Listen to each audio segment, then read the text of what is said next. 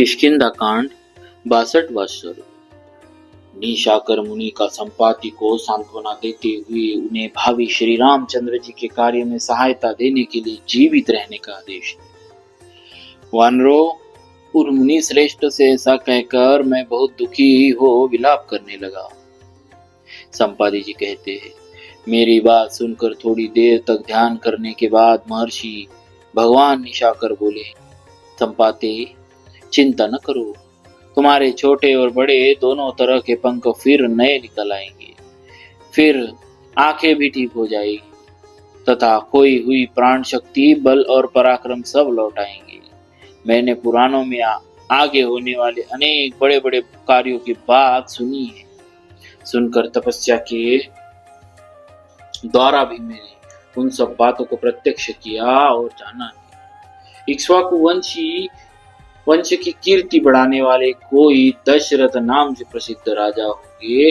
उनके एक महातेजस्वी पुत्र होंगे जिनका श्री राम के नाम से प्रसिद्धि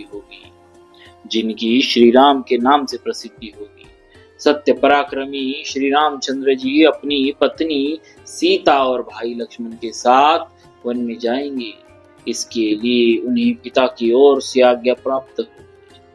वनवास काल में जनस्थान में रहते समय उनकी पत्नी सीता को राक्षसों का राजा रावण नामक असुर हर ले जाएगा। वह देवताओं और दानवों के लिए भी अवध्य होगा। मिथिलेश कुमारी सीता बड़ी ही यशस्विनी और सौभाग्यवती होगी। यद्यपि राक्षस राज की ओर से उसको तरह तरह के भोगों और भक्ष्य भोज्य आदि पदार्थों का प्रलोभन दिया जाएगा, तथापि वह उन्हें स्वीकार नहीं करेगी और निरंतर अपने पति के लिए चिंतित होकर दुख में डूबी रहेगी। सीता राक्षस का अन्न नहीं ग्रहण कर सकती। यह मालूम होने पर देवराज इंद्र उनके लिए अमृत के समान खीर, जो देवताओं को दुर्लभ है, निवेदन करेंगे।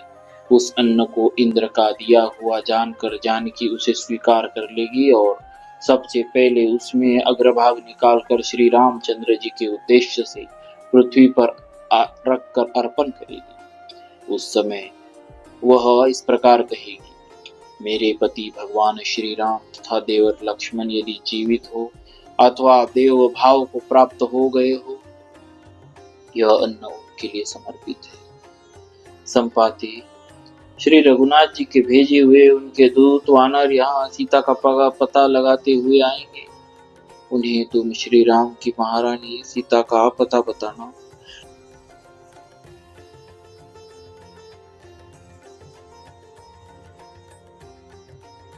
यहाँ से किसी तरह कभी दूसरी जगह न जाना। ऐसी दशा में तुम जाओगे भी कहाँ? देश और काल की प्रतीक्षा करो, तुम्हें फिर नए पंख प्राप्त होंगे।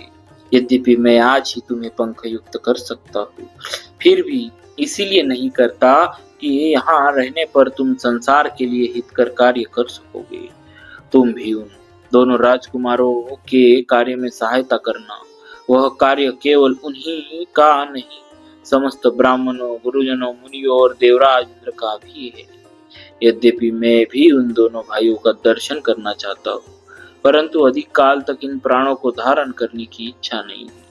अतः वो समय आने से पहले ही मैं प्राणों को त्याग दूंगा, ऐसा उन तत्वदर्शी महर्षि ने मुझे कहा था। इस प्रकार श्री वाल्मीकि निर्मित आर्ष रामायण आदि काव्य के किष्किंधा कांड में 62वां सर्ग पूरा हुआ। भगवान